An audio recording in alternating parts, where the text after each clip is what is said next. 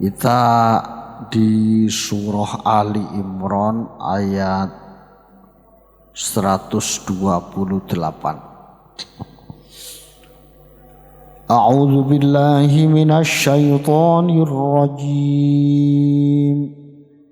Bismillahirrahmanirrahim. Laisa laka minal amri syai'un aw yatuba 'alaihim aw yu'adzibahum fa innahum zalimun. Walillahi ma fis samawati wa ma fil ardh yaghfiru liman yasha'u wa yu'adzibu man yasha'u wallahu ghafurur rahim. Ya ayyuhalladzina amanu la ta'kulur riba adhafan mudha'afah wattaqullaha la'allakum tuflihun. واتقوا النار التي أعدت للكافرين وأطيعوا الله والرسول لعلكم ترحمون. صدق الله العظيم.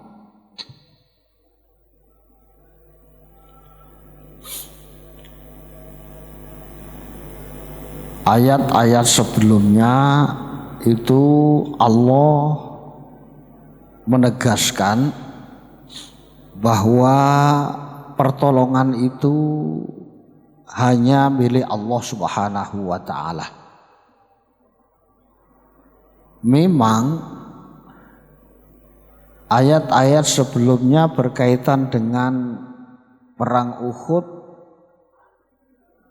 di mana pasukan panah yang telah ditugaskan oleh Rasul untuk tetap berada di Jabal Rumat, jangan turun meskipun kita sudah menang. Nah, waktu itu karena tergoda oleh kekayaan atau harta rampasan perang, di mana posisi orang-orang kafir sudah terpukul, akhirnya 50 pasukan panah yang telah ditugaskan oleh Rasul ternyata ikut turun.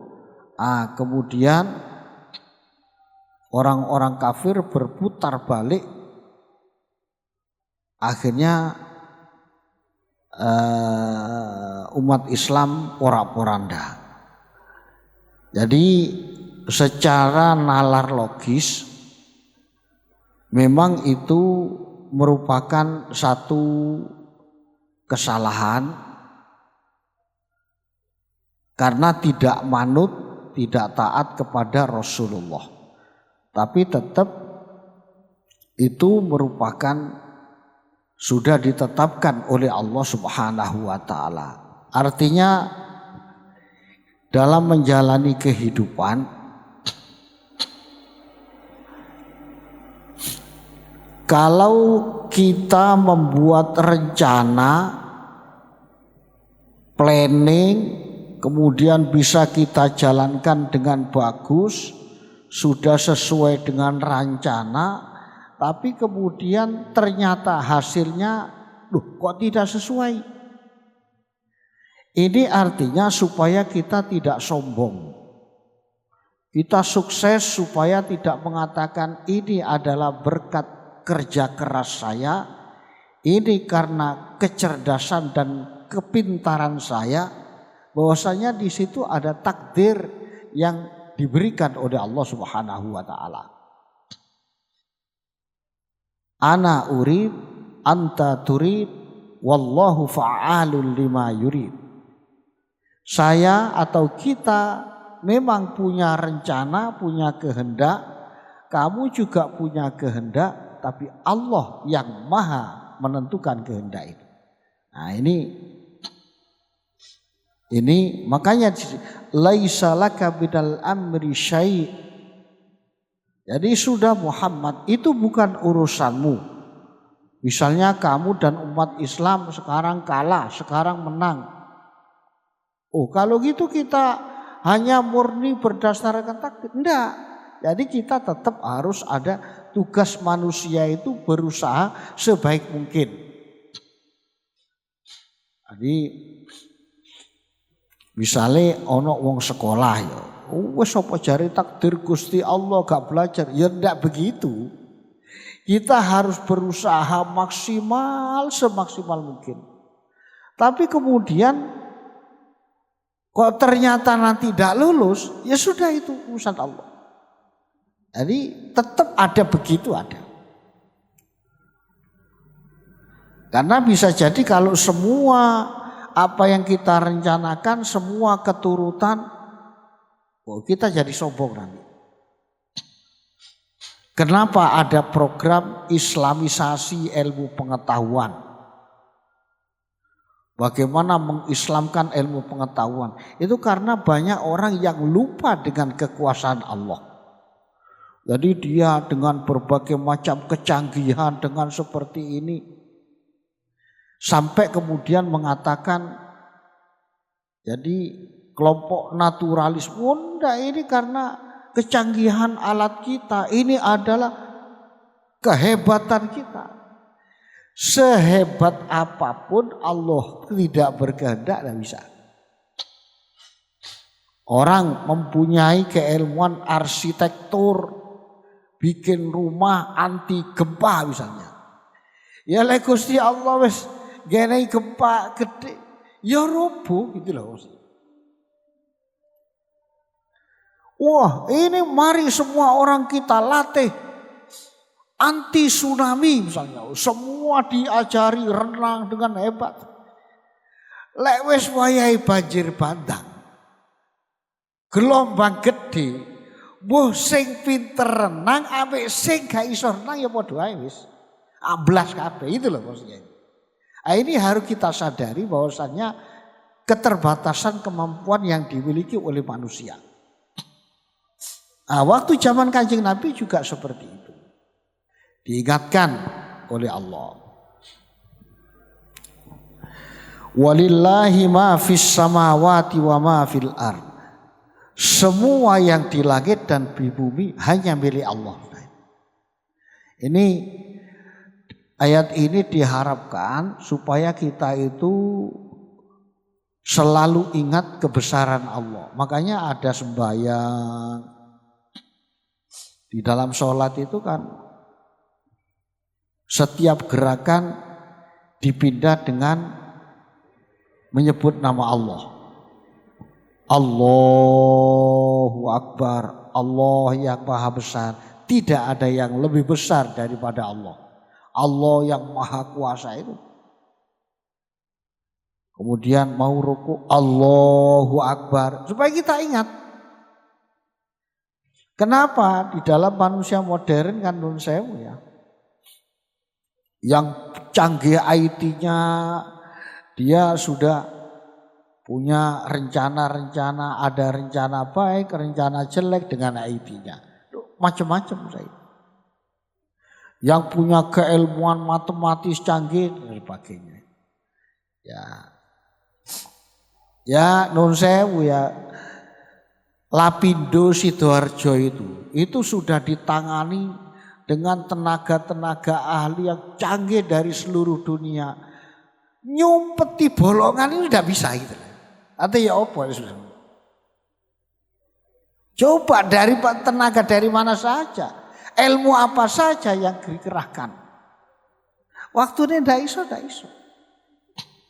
Nah itulah kita supaya kita membesarkan Allah. Karena kita membesarkan Allah, berdoanya tetap kepada Allah Subhanahu wa taala. Yaghfiru liman yasha wa yu'adzibu man yasha wallahu ghafurur rahim. Allah mengampuni kepada orang-orang yang dikehendaki dan memberikan siksa kepada orang-orang yang dikehendaki. dan Allah Maha Pengampun lagi Maha Penyayang. Ya, ini persoalan kehidupan ini kan, kalau semua ingat Allah itu ya koyo yo apik kabeh. Masalahnya kan orang sudah tidak ingat kepada Allah. Bagi siapapun, tidak peduli yang tidak mesti. Level apapun, tingkatan apapun. Jadi kalau sudah lupa dengan Allah, lupa dengan kekuasaan Allah, ya itu sudah. Baik, ayat ini dilanjutkan dengan ya ayyuhalladzina amanu la ta'kulur riba ad'afam mudha'afah. Wahai orang-orang yang beriman, janganlah kalian memakan riba berlipat ganda. Jadi bukan berarti kalau riba tidak berlipat ganda boleh, enggak. Ini hanya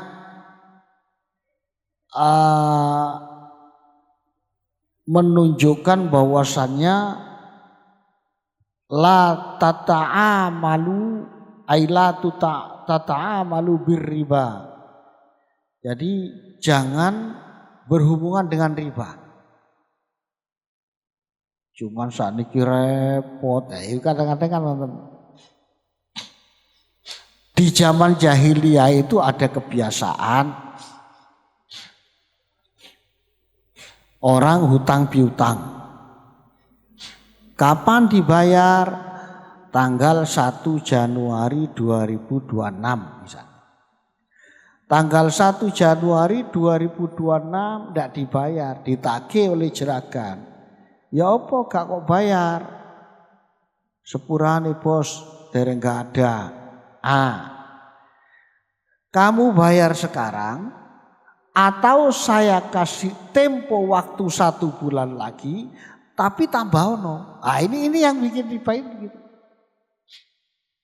Boleh sanika kan pun umum ya. Jadi itu riba. Jadi begini, dalam muamalah Islam itu ada 2 pembagian besar. Koyok-koyok apa gak oleh menungso golek bati. Lihat kelompoknya. Kalau ada pekerjaan muamalah yang masuk kelompok tijari, ada pekerjaan muamalah yang masuk kelompok ta'abudi. Ada kelompok-kelompok pekerjaan manusia yang masuk kategori perdagangan.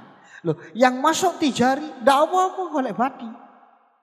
Contohnya sewa menyewa, dodol tinuku, kulaan sakbene, didol lebih. Memang kelompok tijari namanya. Tujuannya memang untuk profit, golek keuntungan. Sampean kulaan bakso sak mangkok 5.000 tetep didol 5.000 ya diseneni bojone boleh. Kok gak oleh badi? Iya Dik, ben laris tak dol padha ambek kulaan teko jeragat. Loh ya ini kelompok tijari. Memang harus cari keuntungan. Lah ada kelompok-kelompok namanya pembagian kelompok ta'awudi, tolong menolong. Ya, yang kelompok ta'awudi ini gak oleh golek keuntungan. Itulah di dalam Islam. Contohnya apa? Pinjam meminjam itu masuk kelompok tolong menolong. Cak, aku butuh duit. Aku tolong ono aku diselangi. Ya. Ini kelompok tolong menolong. Karena ini masuk kelompok ta'awuni, kelompok tolong menolong, maka nggak boleh cari keuntungan, nggak boleh. Ini yang enggak. Nah, sekarang itu kelompok ta'awuni podo golek bati kabeh. Nah, ini sing menjadi riba. Nah, ini jadi dasarnya di situ. Tapi sekarang kan banyak nalar logika macam-macam. saiki koyok bank. Ya lek bank dikerjakno dhewe. Wong ku ya ana direkture, ana pejabat pengawasi, ana karyawane, ana bagian ngene-ngene. Apa gak perlu dibayar? Karena itu ya. Lah terus kanggo bayar iki ngapik tekon ndi? Lah itulah ditentukan maka bunga. Karena itu bunga dalam Islam macam-macam pendapat ulama. Ada mengatakan bunga itu sama dengan bank. Lah kelompok yang seperti mengatakan bunga haram.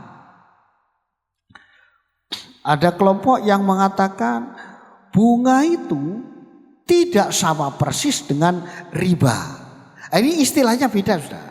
Lah kelompok ini mengatakan boleh. Nah ini ada macam-macam. Lah kadang-kadang orang selalu memukul bunga, selalu dikatakan bunga sama dengan riba. Lah ini yang menjadi konflik dan sebagainya itu. Emang karena butuh bayar karyawan. Loh, bank ini kan yo ono AC nih. Sing wae bayar AC sopo lek kan golek bedhi gak boleh mandi blas. Oh bank iki ono listrik wong sawulan listrik entek 6 juta. Macam-macam iki. Lah kan ono butuh kamar mandi macam-macam, butuh kebersihan macam-macam. Lah ini. Maka itu jadi ada kelompok-kelompok ulama mengatakan seperti itu. Ya kalau wajar-wajar. Ada juga kalau ulama dulu begini. Kalau ulama dulu ngajari begini. Jadi Pak, kalau sampean beli ini cash sekian, kalau kredit sekian.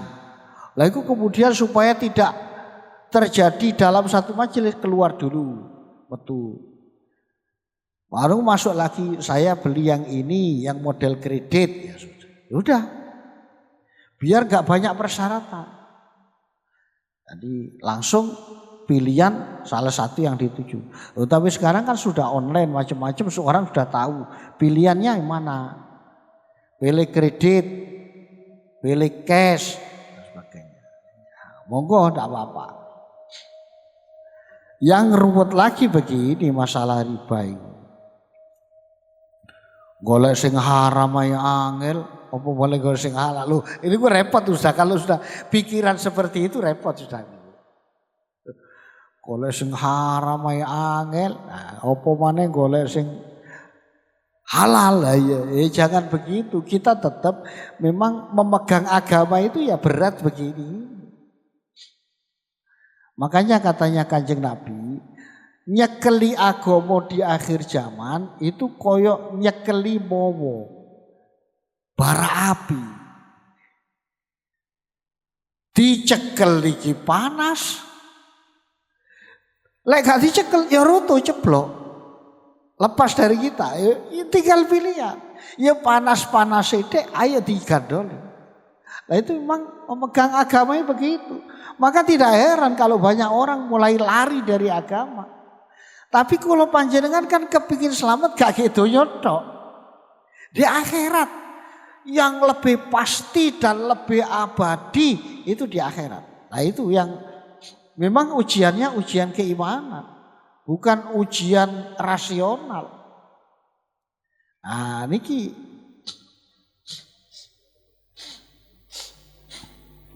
Makanya kalau orang-orang yang tidak beragama, tidak percaya kepada akhirat, nuwun sewu, ruwet titik bunuh diri banyak di negara-negara. Sekarang data terbanyak persentase bunuh diri Korea, baik Korea Selatan, Korea Utara. Dulu Jepang, Swiss termasuk. Jadi nuwun sewu ya. Di negara-negara yang masyarakat penduduknya itu dimanja, diberi kehidupan yang enak, satu sisi ya ada tidak baiknya juga. Karena apa? Orang yang selalu dimanja mentalnya kurang kuat. Beberapa negara yang memang sudah maju bagus. Tadi misalnya naik kereta api telat 2 menit itu ngerowengnya bukan main. Kalau kita kan ya biasa misalnya. Ya cuman mulai api misalnya. Kita itu sudah dilatih dengan mental baja. Kadang-kadang melarat, kadang-kadang susah, macam-macam. Satu sisi ada baiknya. Tahan banting. Coba panjenengan didik putra. Ono sing dikerasi, disetreng macam-macam. Sing adike ayo dimanja terus. Yakin mentalnya adiknya ini lemah. Nanti suatu ketika menghadapi kesulitan bingung bisa bunuh diri. Lah itulah di negara-negara maju yang selalu dimanja oleh negaranya. Satu sisi baik, enak ya di sini negara memberikan begini. Manja terus. Suatu ketika dihadapkan pada kesulitan bunuh diri. Apalagi ditunjang dengan tidak percaya dengan akhirat. Tidak percaya dengan kehidupan yang akan datang. Nah ini. Jadi ada plus minusnya. Nah, tapi ya makanya di dalam rukun iman itu kan rukun iman. Jadi yang pertama iman kepada Allah, iman kepada malaikat, iman kepada kitab, iman kepada rasul, iman kepada hari akhir, iman kepada qada dan qadar. Harus kita percaya. Kadang-kadang nuwun sewu ya. Kita itu kok nyalon pangeran. Pangeran ya opo ning kono ana wong dikai enak terus. Nek sing kene kok gak enak tok itu. Takdir Gusti Allah. Yakin di balik takdir seperti itu ada kebaikan-kebaikan yang direncanakan oleh Allah Subhanahu wa taala. Jadi ya itulah ujian apa itu bagaimana kita membangun keimanan menjadi umat yang beragama itu begitu. Sandarkan dirimu secara total kepada Allah Subhanahu wa taala. Apalagi zaman sekarang urusan ekonomi banyak orang yang namanya judi online dikasih nama ini, dikelabui dengan ini supaya tidak dikatakan sebagai judi. Padahal yang namanya untung-untungan dan ada pihak yang dirugikan itu ya judi sudah. Nuwun sewu sekarang yang kita tahu di dunia maya.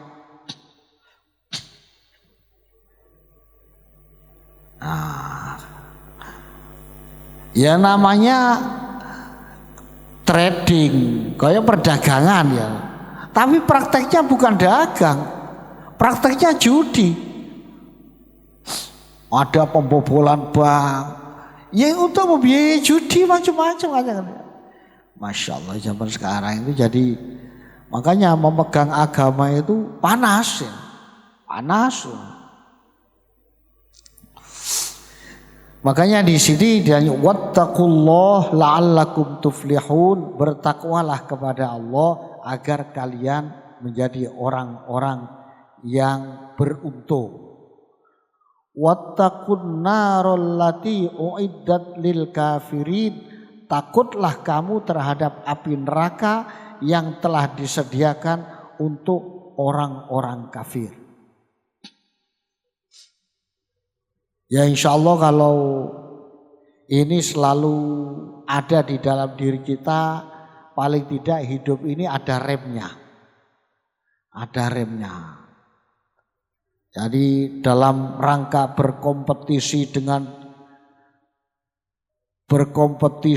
menuju sesuatu itu akhirnya tidak menghalalkan segala cara. Jadi kita tetap ingat kepada Allah. Wa ati'ullah, taatlah kepada Allah. Wa ati'ur rasul, taatlah kepada rasul, la'allakum turhamun, agar kalian termasuk orang-orang yang dirahmati. Karena kalau tidak taat pada Allah dan Rasul ya yang rugi manusia. Ya adanya banjir bandang ya memang ada sebab akibat macam-macam, Allah memberikan peringatan dan sebagainya. Allah ini apa ya, yang ngaji Quran itu kita itu kadang-kadang dituturi ya memang perlulah supaya kita itu ndak golek sing seneng-seneng toh ya perlu. Ibarat orang minum kadang-kadang yo es teh, kadang-kadang jus alpukat, kadang-kadang ya soda gembira. Tapi sesekali perlu dijamu, perlu juga. Sebab kalau terlena kita golek sing enak-enak, ada kan ya loro, nah, perlu juga jamu dan sebagainya itu. Inilah para jamaah dan terutama sekarang dalam urusan muamalah. Muamalah dalam rangka mencari keuntungan untuk kesejahteraan dan kemakmuran. Niku memang angel saangel-angel itu. Jangankan yang program pribadi antar manusia. Program pemerintah pun untuk tepat sasaran saya kira juga perlu repot. Program ini potongan ini, program ini gini.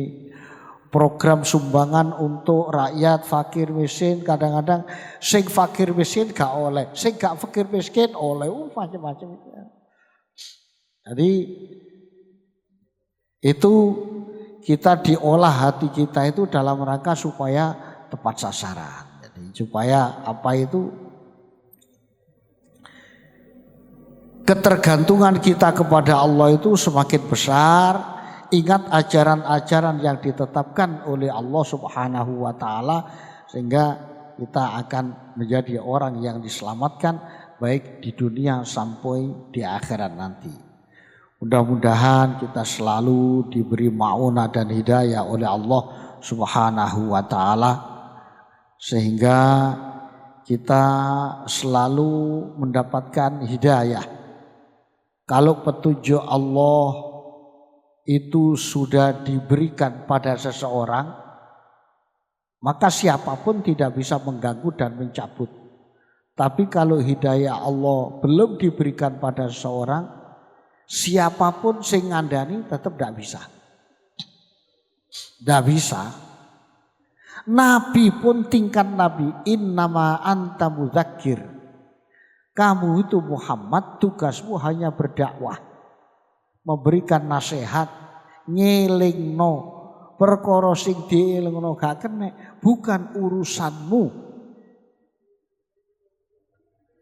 Nabi Nuh mengikatkan anaknya kurang ya apa gak mandi Nabi Nuh. Yang meletakkan dan memberikan hidayah Allah Subhanahu wa taala. Karena itu kalau sudah ada hidayah, di dalam kitab hikam disebutkan idza hallatil hidayatu qalban nashatat ibadatul a'dha. Kalau hidayah itu sudah ditancapkan pada hati seseorang, maka orang itu dijak ibadah enteng, lancar. Apa topo ya apa berangkat. Kalau sudah hidayah Allah ditaruh di hati seseorang, tidak sembahyang, tidak ngaji, enteng. Tapi kalau hidayah Allah itu sudah tidak ada di situ, abotnya bukan main. Berat itu. Koyo-koyo hanya demi ini, setelah itu belehar lagi. Karena itu memohon petunjuk kepada Allah termasuk melalui ibadah-ibadah yang kita lakukan itu menjadi hal yang sangat penting. Mudah-mudahan kita selalu mendapat ma'unah dan hidayah dari Allah Subhanahu wa taala. Amin. Amin ya rabbal alamin. Bismillahirrahmanirrahim. Alhamdulillahirabbil alamin. Allahumma shalli wa sallim ala sayyidina Muhammadin wa ala alihi wa sahbihi ajma'in. Allahumma ighfir lana dzunubana wa kaffir 'anna sayyi'atina tawaffana muslimin. Allahumma ighfir lana wa liwalidina warhamhum kama rabbawna shighara. Allahumma a'inna ala dzikrika wa syukrika wa husni ibadatik. Allahumma ya Ghaniyu ya Hamid ya Mubdi ya Mu'id ya Rahim ya Wadud, aghnina bihalalika an haramik wa bi ta'atika an ma'siyatik wa bi fadlika amman siwak. Rabbana atina fid dunya hasanah fil akhirati hasanah wa qina adzabannar wa adkhilnal jannata ma'al abrar ya aziz ya ghaffar ya rabbal alamin. Wa sallallahu ala sayyidina Muhammadin wa ala alihi wa sahbihi wasallam walhamdulillahi rabbil alamin. Al-Fatihah.